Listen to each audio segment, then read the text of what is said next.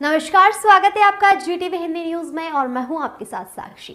आइए करते हैं इस वक्त की ताजा खबरों की शुरुआत। कांग्रेस उम्मीदवार अनंत भाई पटेल ने आज वलसाड लोकसभा सीट के लिए अपना नामांकन पत्र दाखिल किया। नामांकन पत्र दाखिल करने से पहले अनंत पटेल ने वलसाड में शक्ति प्रदर्शन किया। एक विशाल रैली वलसाड कलेक्टर कार्यालय पहुंची, जहां उन्होंने कलेक्टर के समक्ष अपना नामांकन पत्र भरा।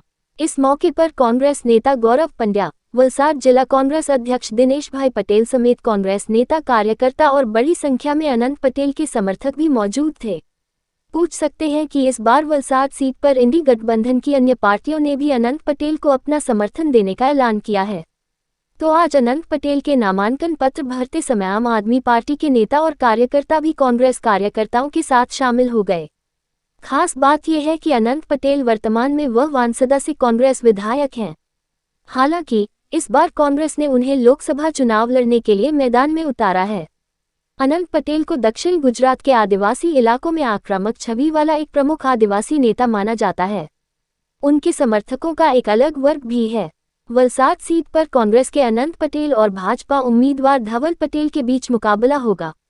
नामांकन पत्र दाखिल करने के बाद कांग्रेस नेताओं और अनंत पटेल ने विश्वास जताया कि इस बार कांग्रेस बड़ी बढ़त के साथ वलसाड सीट जीतेगी और केंद्र में इंडी गठबंधन की सरकार बनाएगी। Bureau report, GTV Hindi news.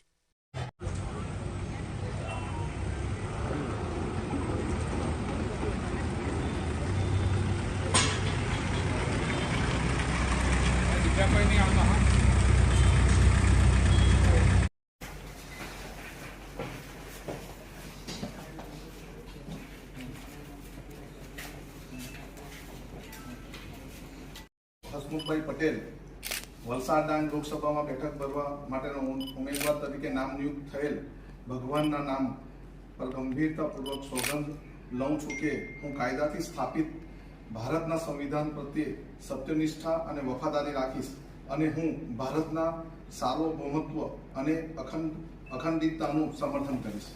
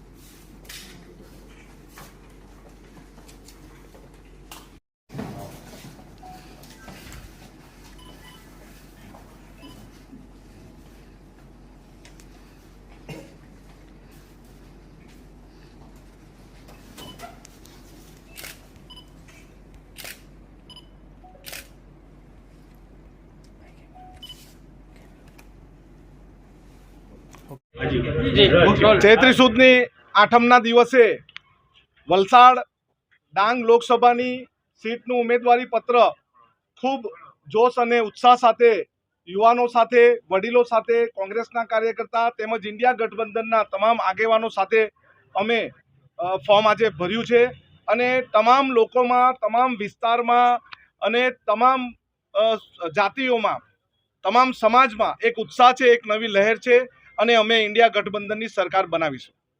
जीतेंगे, लड़ेंगे, कई रीते जीतेंगे। मेहनत करी छे 28 दिवस थी, हवे हजू पण 20 दिवस बाकी छे त्यारे मेहनत करवाना छे, लोकोनी समस्या निराकरण करवाना छे, अन्यायनी सामे जजूमीने न्याय मेळववा माटे लड़शुं अने जीतशुं। प्रचंड जीतनी आशा। गणित बहुत सिंपल है कि भाजपनी सामे અને નરેન્દ્ર મોદીની સરકારની સામે જે અત્યારે અસંતોષ છે એમાં ખાસ કરીને બેરોજગારી અને મોંઘવારી, આ બે જે મુદ્દાઓ છે એ સમાજના તમામ વર્ગને કનડગત કરી રહ્યા છે, ખૂબ હેરાન કરે છે। એની સાથે બીજા મુદ્દાઓ છે, પણ આ બે તો એવા મુખ્ય મુદ્દાઓ છે કે નાત, જાત, ધર્મ, કોઈ પણ પ્રકારના ભેદભાવ વગર દરેકને આ બાબતની ખૂબ તકલીફ છે, ખૂબ મુશ્કેલી છે અને એટલે પ્રજાનો જબરજસ્ત પ્રતિસાદ આજે કોંગ્રેસ અને ઇન્ડિયા બ્લોક ગઠબંધનને મળી રહ્યો છે।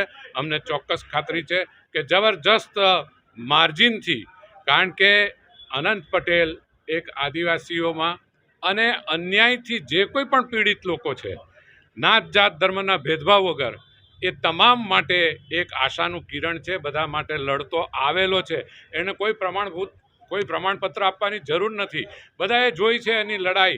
કોઈ નાનામાં નાના હોય, આંગણવાડી વર્કર હોય, આશા બહેનો હોય, ઇવન સ્કૂલની બસ ઇકો ચલાવતા ડ્રાઈવરો માટે પણ એ માણસ રસ્તા પર લડાઈ લડી ચૂક્યો છે. देश दुनिया की तमाम खबरों के लिए देखते रहिए GTV हिंदी न्यूज़ और चैनल को लाइक करें, शेयर करें, सब्सक्राइब करें. Welcome to our YouTube channel. Don't forget to like, subscribe and share the videos.